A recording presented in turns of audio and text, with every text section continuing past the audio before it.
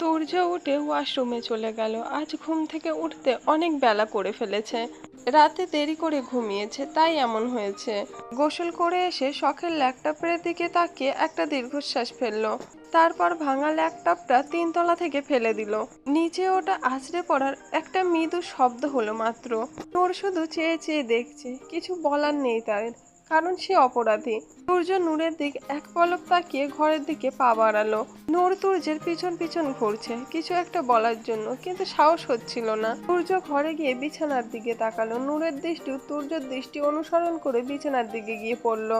আর তাতেই নূরের ফর্সা মুখটা লজ্জা আর আতঙ্কে লাল হয়ে উঠল।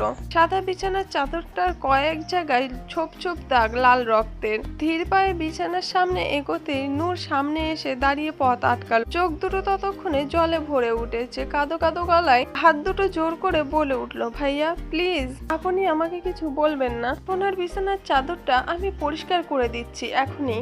আসলে আমার লজ্জা জড়তায় নূরের মুখ দিয়ে কোনো কথা বেরোচ্ছিল না। মাথা নিচু করে নিজের ওড়নাটা আঙুলে পেঁচাতে লাগলো। ফর্সা মুখটা তখন লাল হয়ে উঠেছে। সূর্য নূরকে আর কিছু বলার সুযোগ দিল না। স্যানিটারি ন্যাপকিন আছে নাকি আনতে হবে? সূর্যের মুখে এমন কথা শুনে নূর লজ্জায় লজ্জাপতির মতন নেতিয়ে গেল।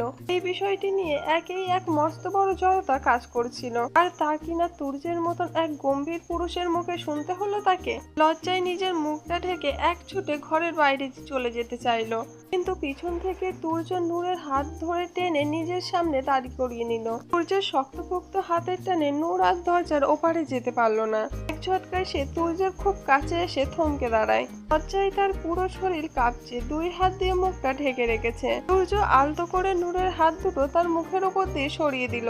তারপর নূরের ভয়ার্ত ও লজ্জাভয়নত চোখে চোখ রেখে বলল, একটা সামান্য বিষয় নিয়ে এত লজ্জা পাওয়ার কি আছে নূর? বল, তোর কাছে কি স্যানিটারি ন্যাপকিন আছে? সূর্যের মুখের এই অদ্ভুত স্বর নূরের ভিতরে সমস্ত জড়তা এক মুহূর্তে থমকে দিল। চোখ তুলে সূর্যের দিকে তাকানোর সাহস পেল না। মেয়েটা শুধু মাথা নিচু করে ডায়ে বায়ে নাড়িয়ে বোঝালো তার কাছে স্যানিটারি ন্যাপকিন নেই। সূর্য নূরের হাতটা ছেড়ে দিয়ে একটা দীর্ঘশ্বাস ফেলে বলল, তুই বস, আমি আনছি। সূর্য আলমারি থেকে তার গাড়ির চাবিটা তুলে নিয়ে বাড়ির বাইরে চলে গেল। নূর ওইখানেই দাঁড়িয়ে রয়েছে। যেই মানুষটা কাল রাতে তার উপর এতটা কঠোরতা দেখিয়েছে, সেই আবার তার এত স্বাভাবিকভাবে এত গোপন স্পর্শকাতর সমস্যার সমাধান করতে ছুটে গেল। সূর্যের এই দ্বিমুখী রূপ নূরের কাছে মনে এক অদ্ভুত ধরনের জন্ম দিল। প্রায় আধা ঘন্টা পর সূর্য ফিরে এলো, হাতে অনেকগুলো ব্যাগ। সেখান থেকে একটা ব্যাগ নূরের দিকে এগিয়ে দিয়ে বলল, কুইকলি ফ্রেশ হয়ে আয়। নূর আলমারি থেকে কাপড় বের করে নিয়ে বাথরুমে চলে গেল। নূর বাথরুমে চলে যাওয়ার পর সূর্য নিচের ঘরের দিকে পা বাড়ালো।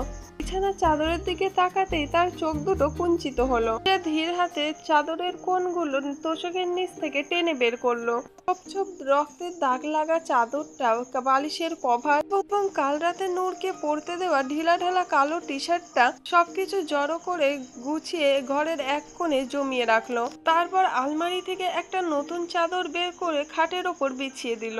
ঘর গোছানো শেষ করে সূর্য ড্রয়িং রুমে ফিরে এলো। বাকি ব্যাগগুলো দিয়ে নানান রকম খাবারের পার্সেল আর বক্স বের করে ডাইনিং টেবিলে সাজিয়ে রাখলো। এতক্ষণে নূরের গোসল করা শেষ হয়ে গেছে। মাথায় টাওয়াল পেঁচিয়ে বাথরুম থেকে বের হয়ে এলো নূর। পরনে ব্ল্যাক কালারের থ্রি পিস। ফর্সা শরীরে খুব মানিয়েছে থ্রি পিসটা। সূর্য ডাইনিং টেবিলের ওপাশে দাঁড়িয়েছিল। নূর বের হতে তার আপাতমস্তক একবার দেখে নিল। নূরের ওই শান্ত ফর্সা শরীরে কালো পোশাকটা, মানানসই রূপটা তার চোখ এড়ালো না। তবে পরক্ষণে সে নিজের চোখ জোড়া নামিয়ে নিল, যেন এই মায়ায় জড়ানো তার স্বভাব বিরুদ্ধ। সে গলা ছেড়ে শান্ত সুরে ডাকলো, নূর। নূর ধীর পায়ে ডাইনিং টেবিলের দিকে এগিয়ে গেল। ভিতরের ভয় তখনও যায়নি। সূর্য নূরের দিকে খাবার এগিয়ে দিয়ে বলল, এখন এগুলো খেয়ে নে, আমি কাজের লোক পাঠিয়ে দেবো নি। সে এসে 3 বেলা রান্না করে দিয়ে যাবে না। আর ওইখানে যে কাপড়গুলো রেখেছি ওইগুলো ওই মহিলা এসে ধুয়ে দেবে। তুই খেয়ে দিয়ে চুপচাপ শুয়ে পড়।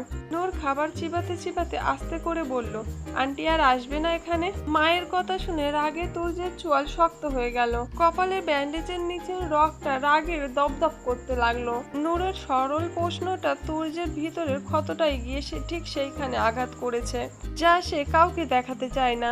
মায়ের ওপরের বড্ড অভিমান হলো তার, যে মা নিজের জেদের জন্য এই 15 বছরের মেয়েকে একটা অচেনা শহরে তার মতো রুক্ষ পুরুষালী লোকের জিম্মায় একা ফেলে চলে যেতে পারে, সেই মায়ের প্রতি তুর্যের মনে কোনো শ্রদ্ধা অবশিষ্ট নেই।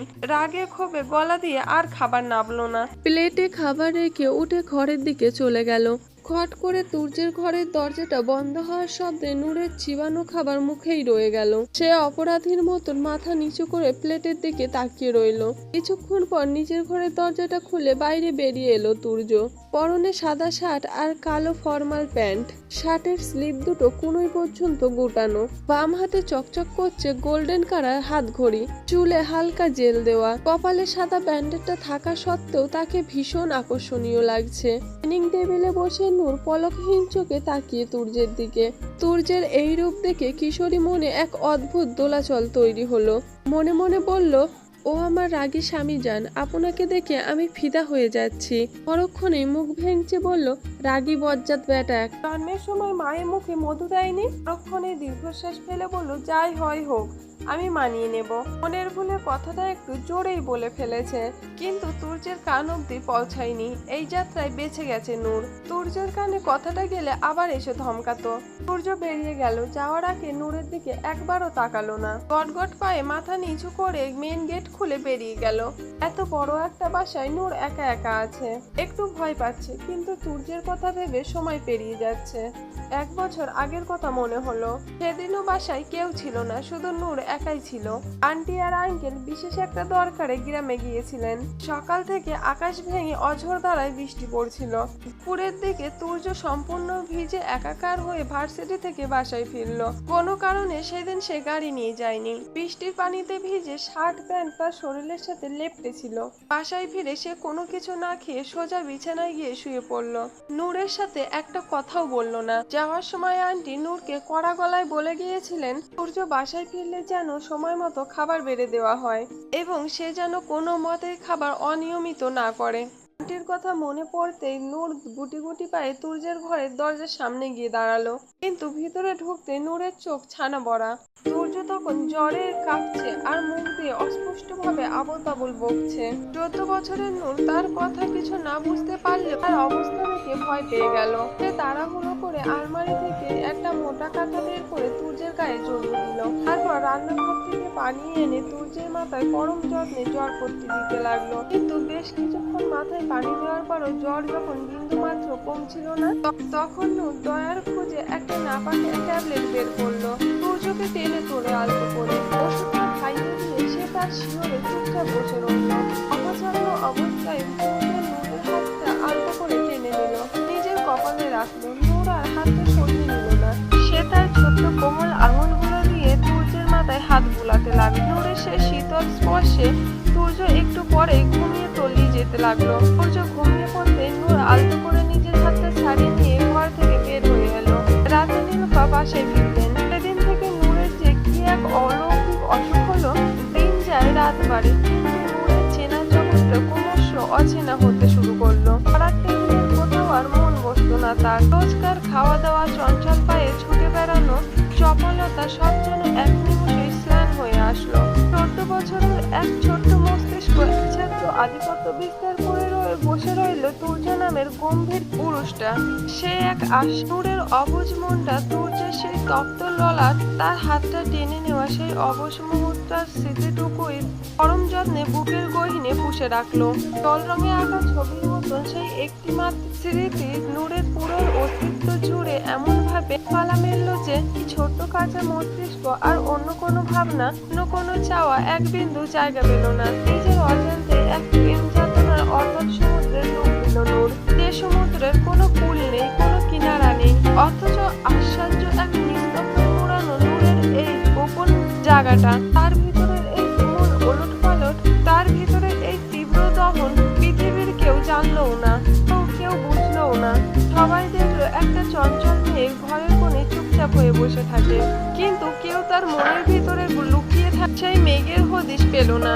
এই যাতনা, এই হাহাকার শুধু নূরের একার, একান্তই নিজের মনের মাধুরী দিয়ে তৈরি করা এক গভীর উপাখ্যান, এক অদৃশ্য রাজত্ব, যেখানে সে নিজেই রানী আর তার রাজা হচ্ছে তার কল্পনার কাঙ্ক্ষিত পুরুষ।